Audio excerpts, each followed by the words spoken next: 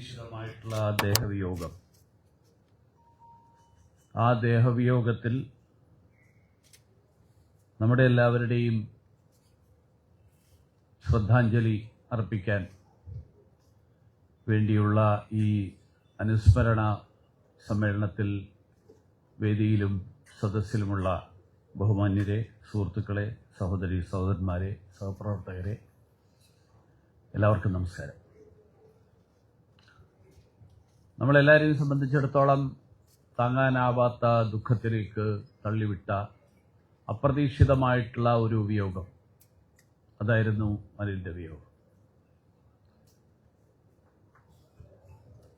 ടെലിഫോണിൽ സന്ദേശം എത്തിയപ്പോൾ ഒട്ടും തന്നെ പ്രതീക്ഷിക്കാത്ത ഒരു വാർത്ത,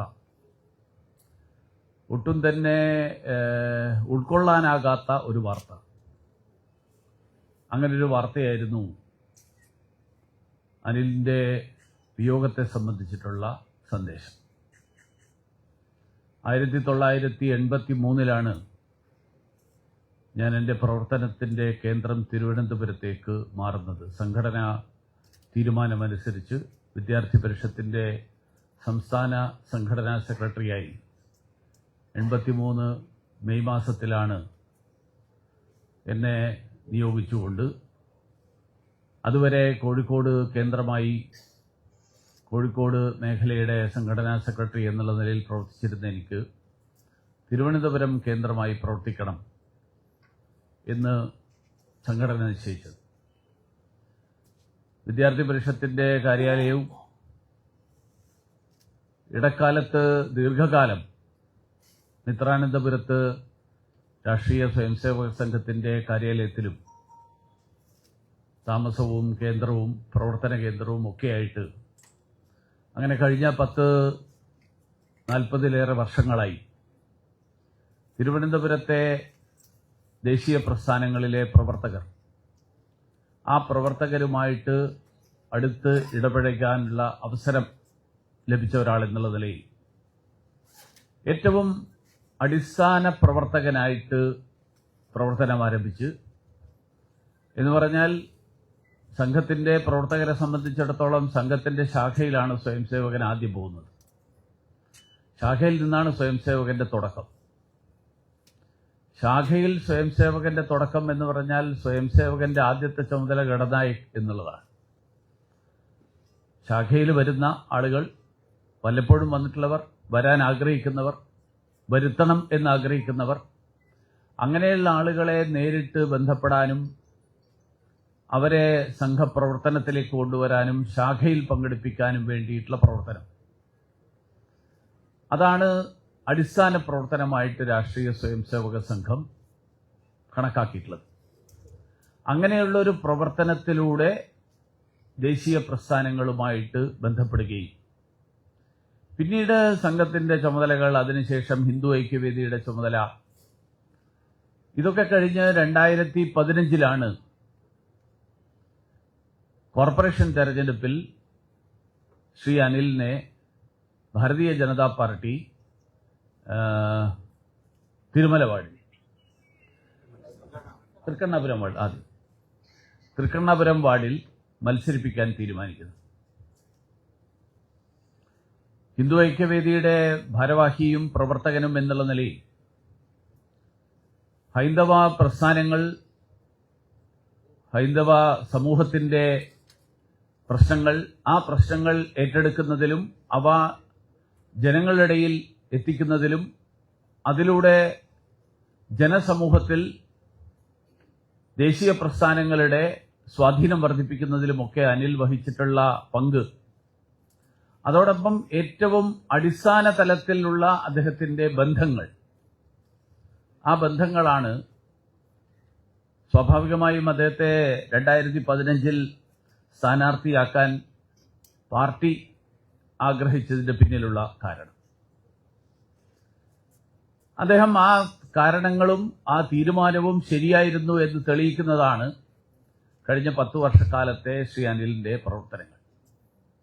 കോർപ്പറേഷൻ കൗൺസിലിൽ അദ്ദേഹത്തിന്റെ പെരുമാറ്റവും അദ്ദേഹത്തിന്റെ ഇടപെടലുകളും ഏറ്റവും മാതൃകാപരമായിരുന്ന ഇടപെടൽ. അത് കൗൺസിൽ യോഗത്തിൽ മാത്രമല്ല, കൗൺസിൽ യോഗത്തിൽ അല്ലാതെയും, പ്രത്യേകിച്ച് ആദ്യത്തെ തവണ അദ്ദേഹം കൗൺസിലറായതിനു ശേഷം വീണ്ടും തെരഞ്ഞെടുക്കപ്പെട്ടതിന് ശേഷം ഏറ്റവും സാധാരണ ശ്രീ രാജീവ്ജിക്ക് അറിയാം, പാർലമെന്റിൽ ഞങ്ങൾ രണ്ടുപേരും എംപിമാരായിരുന്ന കാലത്ത് പ്രധാനമന്ത്രി നരേന്ദ്രമോദിജി ആദ്യമായിട്ട് എംപിമാരോട് അംഗങ്ങളോട് പറയാറുള്ളത് പാർലമെന്റിന്റെ ചട്ടങ്ങളും നിയമങ്ങളും പഠിക്കണം. അത് പഠിച്ച് എങ്ങനെ പാർലമെന്റിൽ സഭയിൽ എങ്ങനെ ഇടപെടൽ നടത്താം എന്നുള്ളതിനെക്കുറിച്ച് വ്യക്തമായിട്ടുള്ള ധാരണയും വ്യക്തമായിട്ടുള്ള അധ്യയനവും അതുണ്ടാകുന്ന ആളുകളാണ് നല്ല പാർലമെന്റേറിയനായിട്ട് മാറുന്നത്. ബിജെപി ഭരണപക്ഷത്തിരിക്കുന്ന ആണ് പാർലമെന്റിൽ. ഇവിടത്തെ സംബന്ധിച്ചിടത്തോളം ബിജെപി പ്രതിപക്ഷത്തിരിക്കുന്ന പാർട്ടിയാണ്. ഭരണപക്ഷത്തിരിക്കുന്ന പാർട്ടിയേക്കാൾ ഏറ്റവും പ്രാധാന്യമുള്ളതാണ് പ്രതിപക്ഷത്തിരിക്കുന്ന പാർട്ടിയുടെ അംഗങ്ങൾ ചട്ടങ്ങളും നിയമങ്ങളും പഠിക്കുന്നത്. അനിൽ ആ കാര്യത്തിൽ വളരെ വളരെ നല്ല ഗൃഹപാഠം നടത്തിപ്പോയിരുന്ന ഒരാളായിരുന്നു. പലപ്പോഴും ഭരണപക്ഷത്തു നിന്ന് ഭാരതീയ ജനതാ പാർട്ടിക്കെതിരായി ഭാരതീയ ജനതാ പാർട്ടിയുടെ നിലപാടുകൾക്കെതിരായിട്ടുള്ള വിമർശനങ്ങളോ അല്ലെങ്കിൽ മറ്റ് ബിജെപിക്ക് എതിരായിട്ടുള്ള പരാമർശങ്ങളോ ഒക്കെ ഉണ്ടാവുമ്പോൾ ആ പരാമർശങ്ങൾ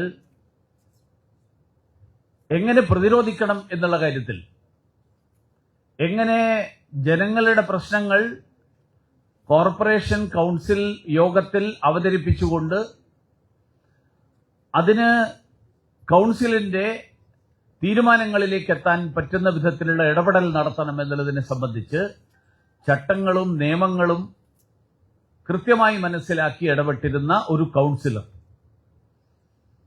ഒരു നല്ല പാർലമെന്റേറിയൻ എന്ന് പറയുന്നത് പോലെ സഭയ്ക്കകത്തുള്ള ഏറ്റവും നല്ല കൗൺസിലർ, അങ്ങനെയുള്ള ഒരു കൗൺസിലറായിട്ട് പ്രവർത്തിച്ച ഒരാളായിരുന്നു അനിൽ എന്ന്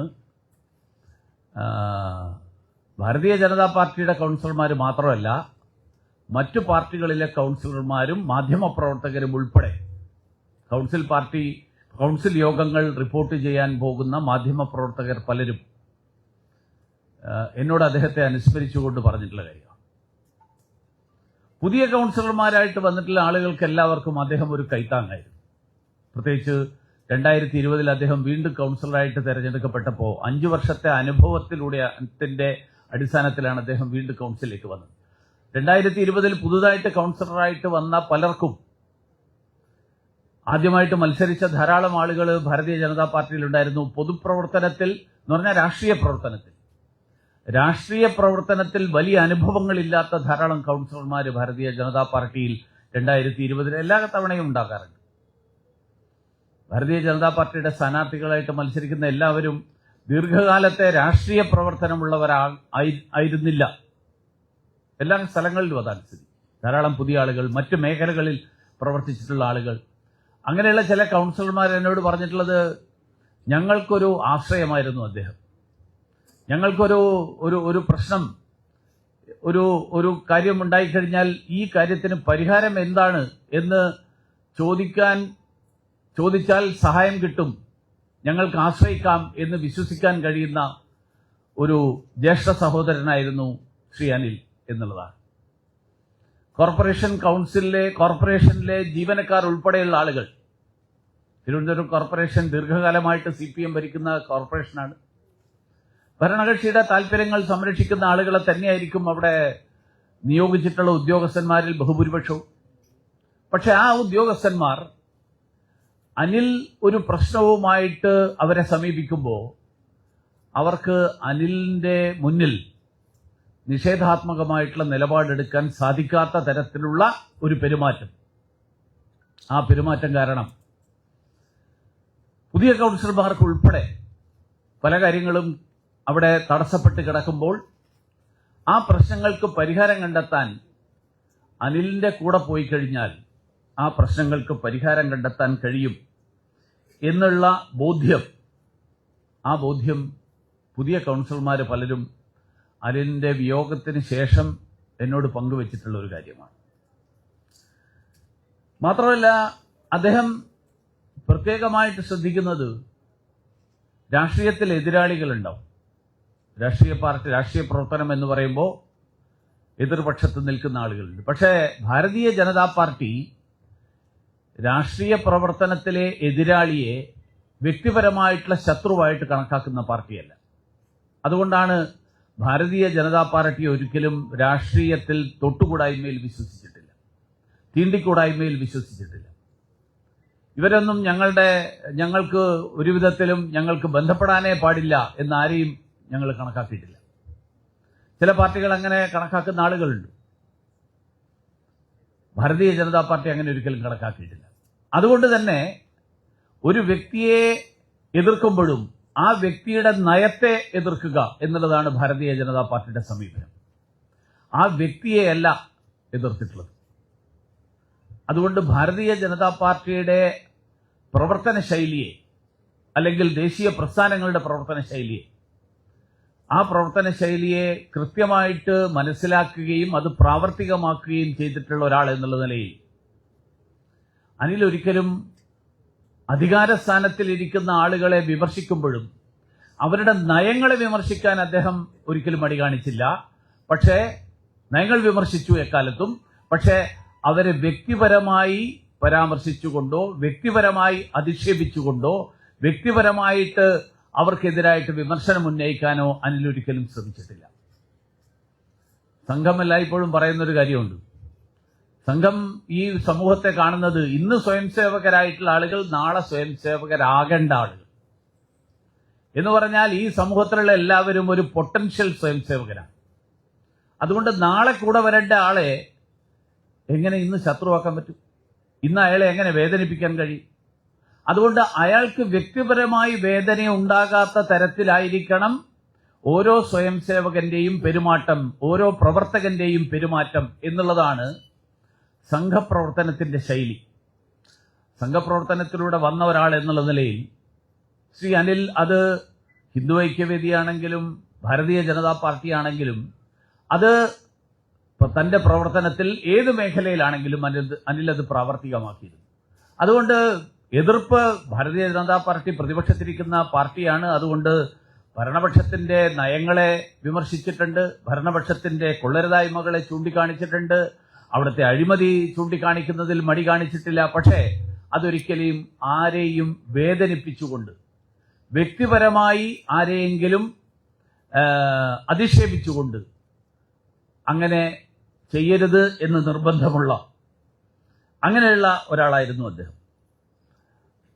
മാത്രമല്ല, താൻ പ്രതിനിധാനം ചെയ്ത പ്രദേശം, ആ പ്രദേശത്തിന്റെ വികസനത്തിന് വേണ്ടി, ആ പ്രദേശത്തിന്റെ പുരോഗതിക്ക് വേണ്ടി, അതിനു വേണ്ടിയിട്ട് നിരന്തരമായിട്ട് ഇടപെട്ടുകൊണ്ടിരുന്ന ഒരാളായിരുന്നു. അവിടുത്തെ വില്ലേജ് ഓഫീസ്, എൻ്റെ ഒരു ധാരണ തിരുമല വില്ലേജ് ഓഫീസിന്റെ പുതിയ കെട്ടിടം, ആ കെട്ടിടത്തിന് വേണ്ടിയിട്ടുള്ള പ്രവർത്തനമാണെങ്കിലും തിരുമല തൃക്കണ്ണപുരം റോഡിന്റെ വികസനമാണെങ്കിലും ഇതിലെല്ലാം ഒരു നിരന്തരമായിട്ടുള്ള ഇടപെടലും അതിനു വേണ്ടിയിട്ടുള്ള ഫോളോ അപ്പും, അത് ഒരു സൗമ്യമായിട്ടുള്ള പെരുമാറ്റത്തിന്റെ ഉടമ എന്നുള്ള നിലയിലും, എന്നാൽ നിയമങ്ങളും ചട്ടങ്ങളും ഒക്കെ കൃത്യമായിട്ട് മനസ്സിലാക്കിയിട്ടുള്ള ഒരാൾ എന്നുള്ള നിലയിലും അനില് അത് വളരെ കൃത്യമായിട്ട് നിറവേറ്റിയിരുന്ന ഒരാളായിരുന്നു.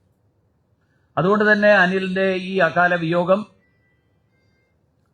ഈ കൂടിയിരിക്കുന്നവരും ഇന്ന് ഇവിടെ എത്തിച്ചേർന്നിട്ടില്ലാത്തവരുമായിട്ടുള്ള ഭാരതീയ ജനതാ പാർട്ടിയുടെ ഓരോ പ്രവർത്തകനെയും സംബന്ധിച്ചിടത്തോളം വ്യക്തിപരമായിട്ടുള്ള വലിയ നഷ്ടമാണ്. ഞങ്ങൾ അതുകൊണ്ട് തന്നെ ഈ കാര്യത്തിൽ ഒരു രാഷ്ട്രീയം കലർത്താൻ ഞങ്ങൾക്ക് താല്പര്യമില്ല. ഒരു മനുഷ്യന്റെ മരണത്തിൽ ഹീനമായിട്ടുള്ള രാഷ്ട്രീയം കലർത്താൻ അതാര് ശ്രമിച്ചാലും അത് തെറ്റാണ് എന്ന് വിശ്വസിക്കുന്നവരാണ് ഞങ്ങൾ. ഇപ്പോ അനിലിന്റെ കുടുംബാംഗങ്ങൾ പറയാത്ത കാര്യങ്ങൾ പറഞ്ഞു എന്ന് പറഞ്ഞു നടക്കുന്ന അധികാരസ്ഥാനത്തിരിക്കുന്ന ചില ആളുകളുടെ വാക്കുകൾ നമ്മുടെ എല്ലാവരുടെയും ശ്രദ്ധയിൽപ്പെട്ടിട്ടുണ്ട്. നമുക്കെല്ലാവർക്കും അറിയാം, അങ്ങനെ ഒരു പരാമർശവും ആ കുടുംബത്തിലെ ഒരംഗത്തിന്റെ ഭാഗത്തു നിന്നും ഉണ്ടായിട്ടില്ല എന്നുള്ളത് വസ്തുതകൾ അറിയുന്ന എല്ലാവർക്കും അറിയാം. പക്ഷെ അതിന്റെ പേരിൽ ഭാരതീയ ജനതാ പാർട്ടിയെ പഴിചാരാനും കുറ്റപ്പെടുത്താനും ഒക്കെ നടത്തുന്ന രാഷ്ട്രീയ ശ്രമങ്ങൾ അത് അങ്ങേയറ്റം ദൗർഭാഗ്യകരമായിട്ടുള്ള ശ്രമങ്ങളാണ്. ഒരു മനുഷ്യൻ അകാലത്തിൽ ഉണ്ടാകുന്ന അദ്ദേഹത്തിന്റെ വിയോഗം, ആ വിയോഗം എല്ലാവർക്കും ദുഃഖകരമായിട്ടുള്ള കാര്യമാണ്. അതിന്റെ പേരിൽ ഒരു തരത്തിലുള്ള രാഷ്ട്രീയമായിട്ടുള്ള മുതലെടുപ്പും ആ മുതലെടുപ്പും ഉണ്ടാകരുത് എന്നുള്ളതാണ് ഭാരതീയ ജനതാ പാർട്ടിയുടെ താല്പര്യം. ആ കുടുംബത്തെ പോലും ഭാരതീയ ജനതാ പാർട്ടിക്ക് എതിരാക്കാൻ വേണ്ടിയിട്ടുള്ള ചില ശ്രമങ്ങളെങ്കിലും ചില ആളുകളുടെ ഭാഗത്ത് നിന്ന്, രാഷ്ട്രീയ എതിരാളികളുടെ ഭാഗത്ത് നിന്ന് ഉണ്ടായി എന്നുള്ളത് അതങ്ങേയറ്റം വേദനിപ്പിക്കുന്ന ഒരു കാര്യമാണ്. കാരണം ഒരു ജീവിതകാലം മുഴുവൻ ഒരാശയത്തിന് വേണ്ടി, ഒരു പ്രത്യയശാസ്ത്രത്തിന് വേണ്ടി വ്യക്തിപരമായി ഒന്നും ആഗ്രഹിക്കാതെ നിലകൊണ്ട ഒരു വ്യക്തിയും ഒരു കുടുംബവും, അങ്ങനെയുള്ളൊരു കുടുംബം, ആ കുടുംബത്തെക്കുറിച്ച് ഭാരതീയ ജനതാ പാർട്ടിക്കും ദേശീയ പ്രസ്ഥാനങ്ങൾക്കും ഒരിക്കലും ആ കുടുംബത്തെ മറക്കാനാകില്ല. ആ കുടുംബത്തെയും അദ്ദേഹത്തിന്റെ അനിലിന്റെ കുട്ടികളെയും അവരെല്ലാവരെയും ഭാരതീയ ജനതാ പാർട്ടിയും ദേശീയ പ്രസ്ഥാനങ്ങളും എക്കാലവും ചേർത്ത് നിർത്തും എന്നുള്ള കാര്യത്തിൽ ആർക്കും ഒരു സംശയവും വേണ്ട. അതുകൊണ്ട് അനിലിന്റെ ഓർമ്മകൾക്ക് മുന്നിൽ ആദരാഞ്ജലികൾ അർപ്പിച്ചുകൊണ്ട്, ശ്രദ്ധാകുസുമങ്ങൾ അർപ്പിച്ചുകൊണ്ട് ഞാൻ വിരമിക്കുന്നു. തീർച്ചയായിട്ടും നമ്മളെല്ലാവരെയും സംബന്ധിച്ചിടത്തോളം ഈ ഒരു ദുഃഖം താങ്ങാനുള്ള കരുത്ത് നമ്മൾക്ക് ഓരോരുത്തർക്കും ഉണ്ടാകട്ടെ എന്ന് സർവേശ്വരനോട് പ്രാർത്ഥിക്കുന്നു. അതോടൊപ്പം അനിലിന്റെ ദേഹവിയോഗം നമ്മളെല്ലാവരെയും അങ്ങനെയുള്ള പ്രവർത്തകരായിട്ട്, അങ്ങനെയുള്ള നേതാക്കളായിട്ട് മാറാൻ നമുക്ക് ഓരോരുത്തർക്കും പ്രേരണ നൽകട്ടെ എന്നുകൂടി പ്രാർത്ഥിച്ചുകൊണ്ട് എന്റെ വാക്കുകൾ അവസാനിപ്പിക്കുന്നു. എല്ലാവർക്കും നമസ്കാരം.